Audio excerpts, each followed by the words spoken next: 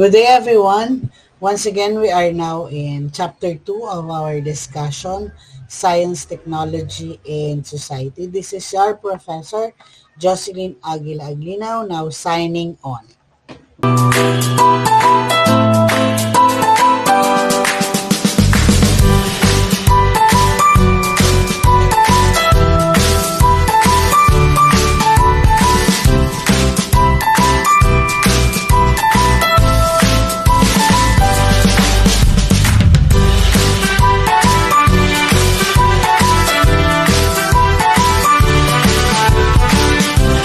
Okay, class, as I have mentioned earlier, nasa Chapter 2 na tayo.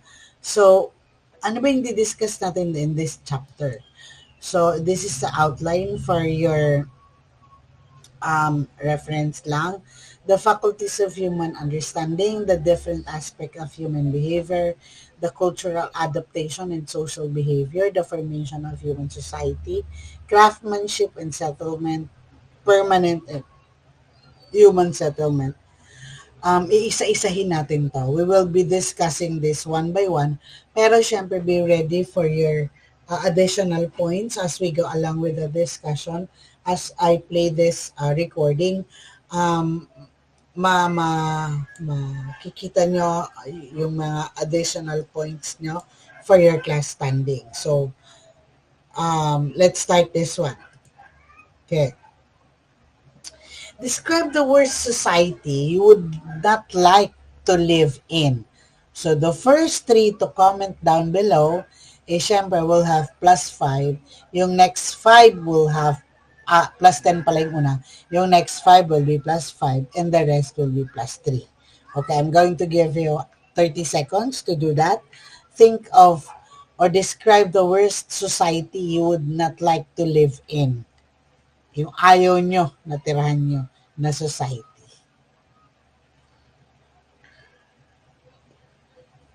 Okay, Dan, meron na? Meron naman na.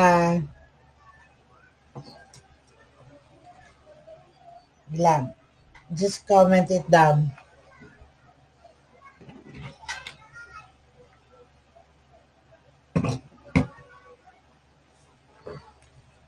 Okay. So in this slide, you're going to see, you can see, nakikita nyo ang different kinds of brain, di ba? May brain ng, iba human brain tayo dito, dog's brain, monkey's brain, elephant's brain. Bakit kaya? Bakit ko pinakita sa inyo yan? Di ba? Kasi ang human brain is well developed. Kumbaga meron siyang distinct features na they can easily adapt to their environment or perceive or react to their environment. So, the modern human, yung Homo sapiens, possess anatomical, cognitive, and behavioral feature that are practically the same as those two of contemporary human as compared to those of the extinct archaehuman. Like the Homo sapiens has a large, well-developed brain, yung nasabi ko nga sa inyo kanina, and highly specialized limb and anatomically developed and complex cognitive, mental, and psychological faculties which help them to be aware of themselves and their environment, thus leading to the distinct social behavior. So, well-developed ang ating brain as a human. And look at this one. Already, meron pa akong mga plus sa inyo. This is the next one. What is this? Alam ko maalala nyo to. What is that? The first three to comment +10, second 5 +5, and the rest will have +3. What is that? What is in the drawing? What is in the illustration? What do you think? Anong pangalan niya? And of course, meron na ba? May nag-comment naman no? Name at least 3 parts of this thing in front of you.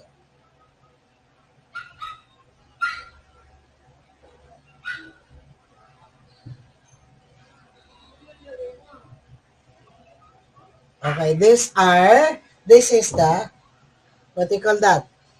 The brain cells. Okay. Neuron. Okay. These are the part, dendrites, nucleus, soma, node arounder, um, myelin sheath, axon terminal, and swan cell. Okay, I'm not going to discuss it to you one by one kung anong function niya. Because, kaya ko yung pinakita, the human brain is one of the largest, as I have mentioned kanina, one of the largest and well-developed brain in the animal kingdom. It has a complex nerve connecting that are developed at the right time while the person is growing. It is attributed to human intelligence, particularly on the front parietal region. If you are going to review your lesson in brain anatomy, as the well-developed and organized anatomy of the frontal and parietal lobe of your brain has the largest amount of gray matter. The gray matter is a part of the brain containing most of the cell bodies of neurons. It is more concentrated on the part of the brain involved in such function as the body senses, memory, emotions, and muscle control and coordination of the body. Kaya, syempre pinakita yan.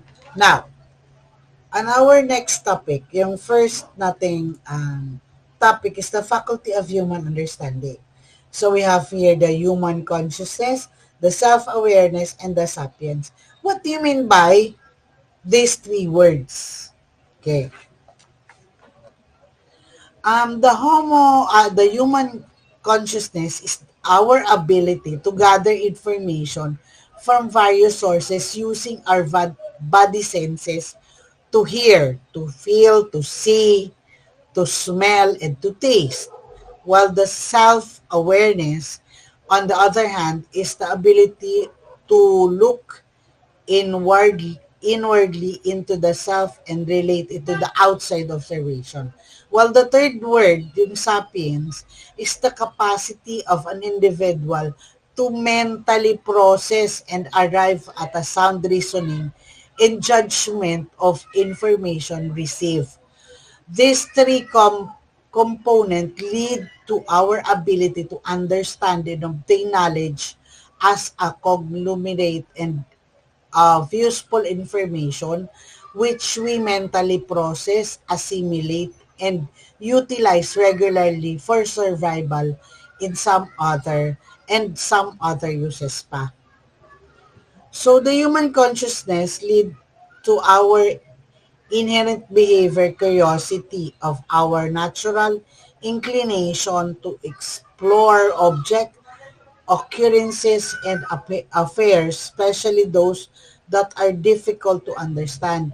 Some of the basic human devices since the ancient time of observation, stimulation, and trial and error have helped our reasoning to find relationship of things in nature and life. Most natural sciences and social scientists today have improved a methodological way of gathering information and reasoning through, syempre, experimentation. Okay. So, our next topic is, there are also what we call the different aspect of human behavior. So, lima yun. Cognition, i-discuss natin isa-isa. The cognition, abstract thinking, emotion, language, and the subsistence. So, let's discuss first the cognitive. Our cognitive abilities of gathering information, processing it through reasoning, concept, ideas, and memories, and arriving at judgment and conclusion help us form human knowledge.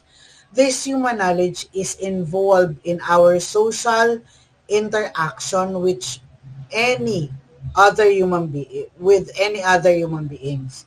In turn, this interaction becomes instrumental in the advancement of our basic mental cognition. It is described by sociologists as social cognition. Well, abstract thinking naman, what comes into your mind kapag sinabi niyong abstract thinking? Yes, the reasoning, it is a reasoning which leads us to understand the uh, significance and relationship of things with one another. It may include meaning and a representation of this meaning into concept that we mentally process. Symbolic representation of concept of ideas either literally or figuratively is universal in arts and linguistic. 'Di ba? May mga nakikita kay abstract reasoning, 'di ba? Yung abstract yung sasagutan nyo, especially during entrance exam. So, human also have devise arbitrary symbol which ito yon, such as the alphabet or represented by a basic form of written communication. Semiotics, the study of linguistic and non-linguistic signs and symbol is included in the assignment of meaning and is involved in the development of communication. According to the theory of symbolic interaction, our ability to utilize symbolic communication leads to information of our social interaction, whether it is about understanding another as human or understanding the things about human. Okay. About language. Diba? Language or emotion. Nakalagay, nauna na yung emotion. Sige. The human have, di ba pag sinabi niyong emotion, ano ba yung emotion nyo? Ano ba yung nararamdaman nyo? Yan ang nasa picture. Di ba? Masaya, di ba? Malungkot, tama lang. Nagagalit, di ba? Human have exhibited different form of behavior responding comprising complex mental processes that direct our awareness and acceptance of ourselves and the environment. Kahit nga yung mga hayop, di ba? Yung mga other animals, they also show emotion. Pag pinalo nyo yung aso, umiiyak sila. Okay. So, language. What do you mean by language? Isa lang naman ibig sabihin. Hi, bonjour, hola, di ba? Means hi, or greeting. So, human have developed elaborate and diverse way of effective and habitual communication using signs or symbol. Ngayon nga, even the deaf and mute and blind can have way of communication. So by gesture, speaking or writing, di ba? The origin and mechanism of the development of human language is still unknown because of lack of archaeological evidences dating back to the prehistoric time. The majority of the anthropologists, linguistic, and semioticians, however, generally accepted the fact that human acquired the ability to spoken language between 100,000 to 400,000 BC based on the statistical analysis of pino, pin, phenomic diversity. So, hindi nga alam kung saan ba talaga nanggaling yung mga language na yan. Bakit tayo, within the Philippines, diba, we have different kinds of languages. Okay. Our last is subsistence. Our last different aspect of human behavior is subsistence. Bakit subsistence? Like any other living organism, we regularly encounter challenges of survival.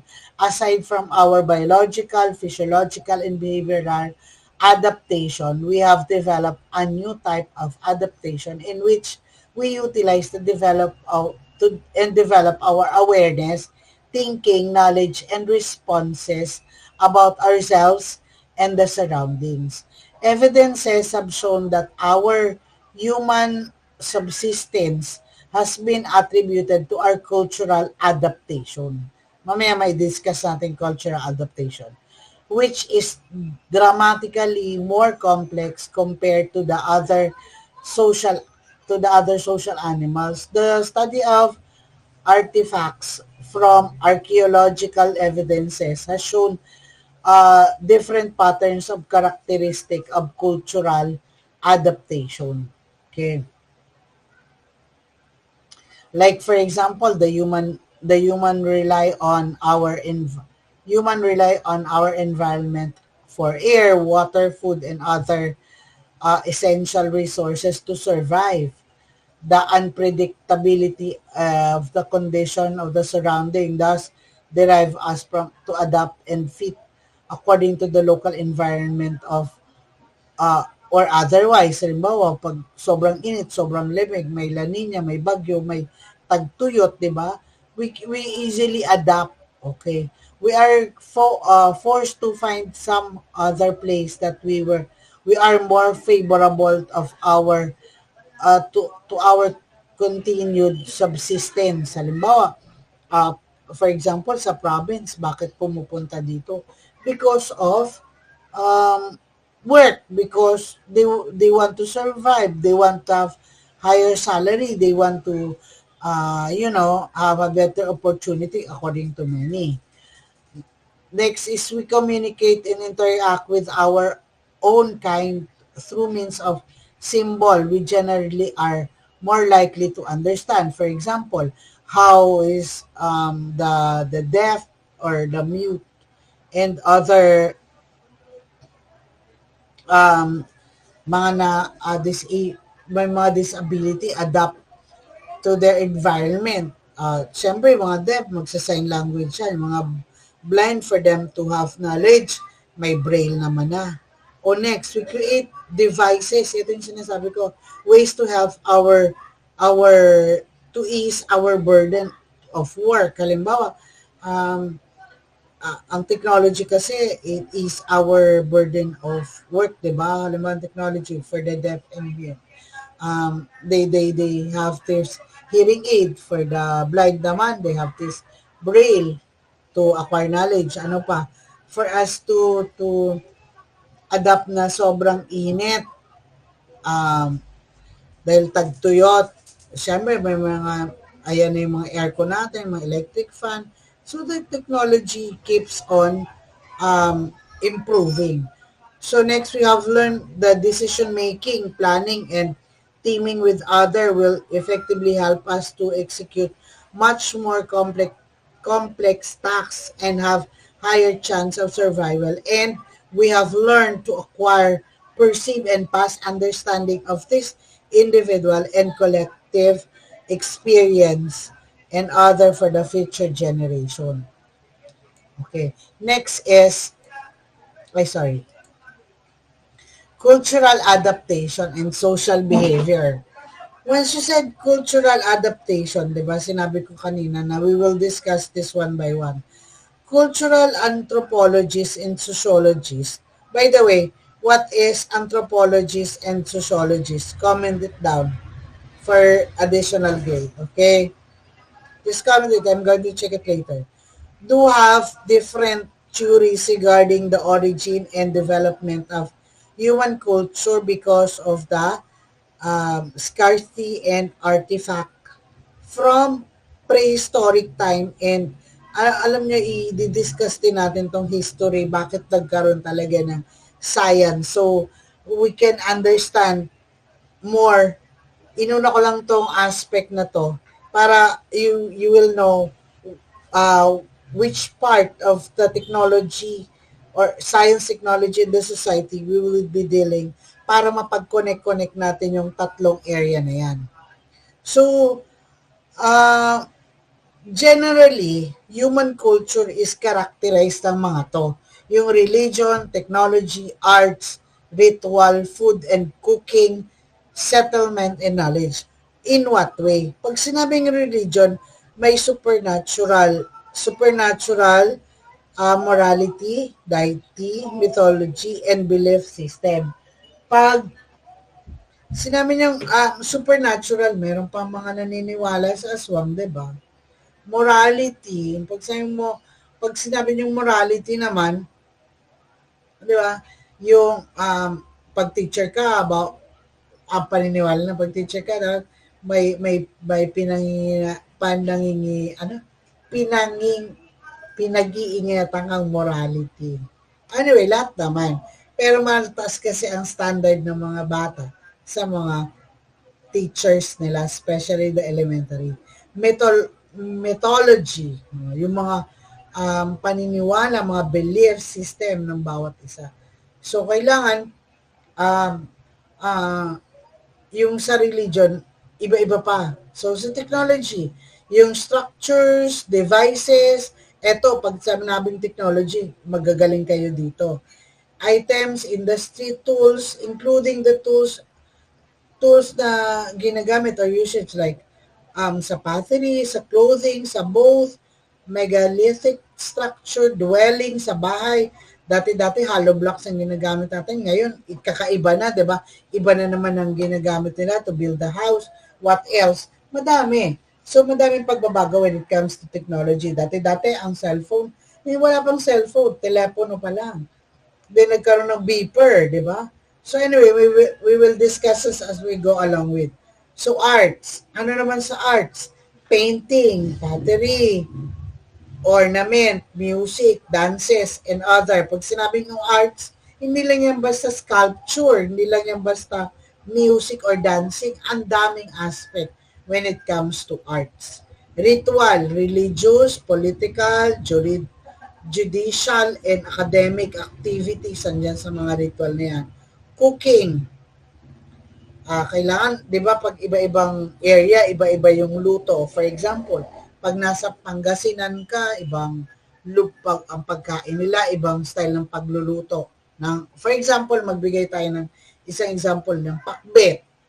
Iba ang way ng pagluluto sa Pangasinan, iba sa Manila, iba sa Bicol, ginagataan. Di ba sa Pangasinan, may sabaw, may bagoong na isda. Sa sa iba, bagoong na hipon, o kaya naman ginagataan as I have mentioned. So iba-iba yung cultural adaptation. Settlement, yung sedentary or nomadic. Knowledge, philosophy, humanities, 'di ba? For knowledge, traditional knowledge, skills and techniques, literacy, illiteracy, and others. So, that's, what they call that, that's the difference of this one. Next is the cultural adaptation and social behavior. When, pag i-distinguish nga natin itong tatlong to, yung ascribe social status, achieve status, and master status. What do you mean by that? You want to comment? Wag na. Sige, tuloy ko na ha. The first one refers to the social attribute usually born or after certain gain unwillingly without any prior control over its nature or circumstances. Ascribe status, halimbawa, sex, di ba? Social race, kung puti o black or brown or yellow, yung race, okay?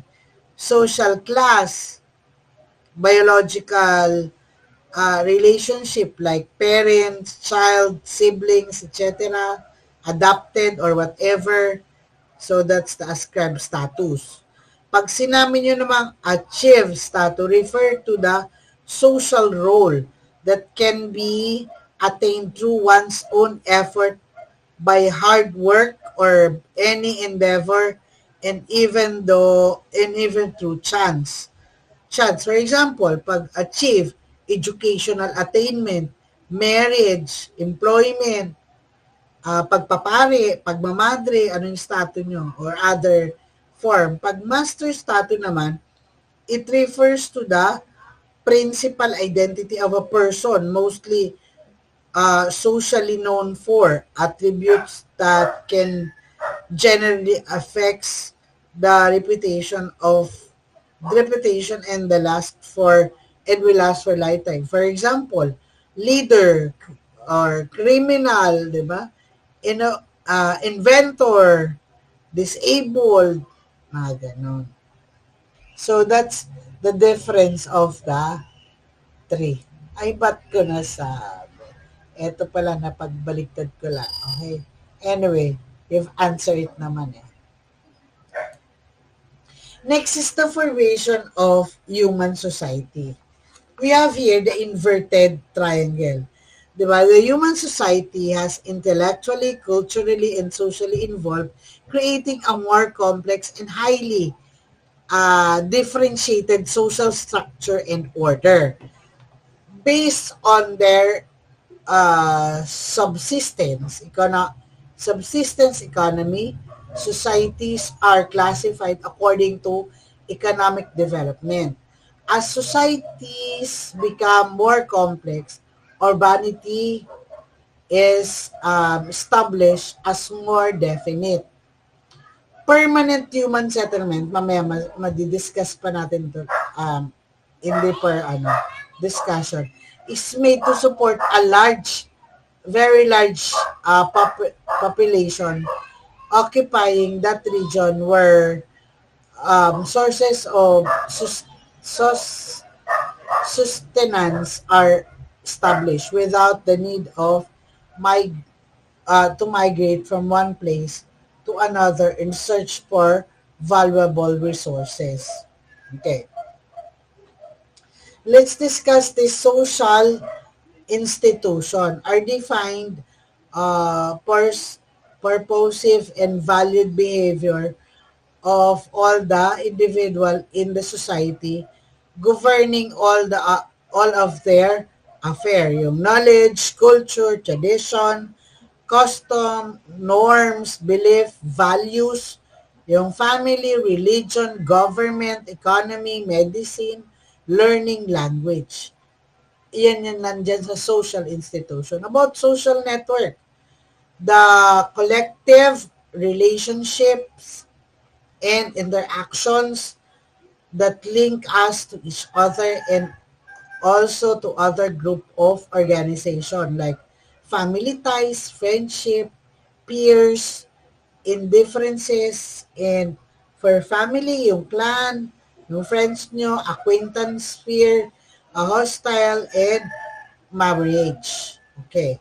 And then the last, for social role, individually, syempre, our individual function and behavior in the society will affect this institution. Kaya magsa-start ang society from ourselves. Kaya nakabaligtad dyan. Nauna yung sa atin, papunta dun sa taas. Okay? Next slide, the ating craftsmanship and settlement. What do you mean by craftsmanship and settlement? Sige nga. Craft, pag na word craft, di ba? A tool, siyempre maiisip mo, craft, kailangan may tools, di ba? A tool is anything that is used to assist and ease the burden of our works. Tools can be utilized either singly or in combination with some other tools to form a simple machine that can perform more complicated activities. Combination of tools, simple machine, and devices can form an elaborate system of complex machine and support even more tedious and time-consuming human activity, such as agriculture and industry, with our hands employing tools and machine together with the collective knowledge and experience, we can form craft and specialization, thus playing each of our role in the society. So these are some of the craft na pwede nating gamitan ng ating tools, or the tools can be used on this craft. Okay.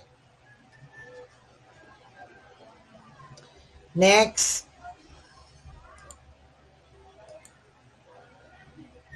permanent human settlement. So, permanent human settlement, pag siyang political economy, ito yung mga, according to socio-cultural evolution theory, the race and grandiosity and decline of human society is a manifestation of changes and dynamic of the main factor affecting the society, having either positive or negative effect, leading to modernity such as this factor. Pag sinabi yung political economics, di ba political economic, corruption, wars, alliance, geopolitical influences, world trade, economic embargo, economic depression, and others, and other related. So, natural factors, pag sinabi niyo mga natural factor, this is the climate, the natural disasters, di ba? Such as craft destruction by insect, pwede yun, yung napipeste yung mga halaman, di ba? Or, pag sinabi niyo natural factor, mga bagyo na dumating, di ba? It affects the human society. So, human capital, low fertility rate, overpopulation, lifestyle, custom, values, literacy, incul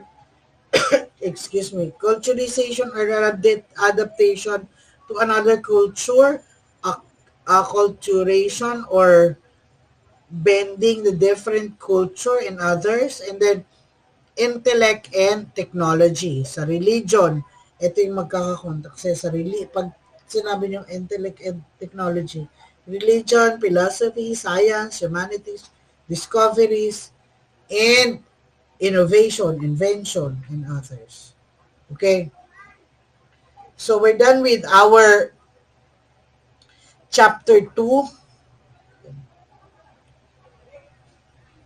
If you have any question, you can take down your question, and I'm going to answer it on our face-to-face discussion.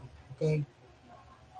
But if you are new to my channel, please subscribe and hit the notification bell so that you will be informed or notify every time I'm going to upload our lesson, so that you'll be the first to comment and get the highest point. Okay? Thank you and God bless. Your Professor, Jocelyn Aguila Aglinaw, now signing off.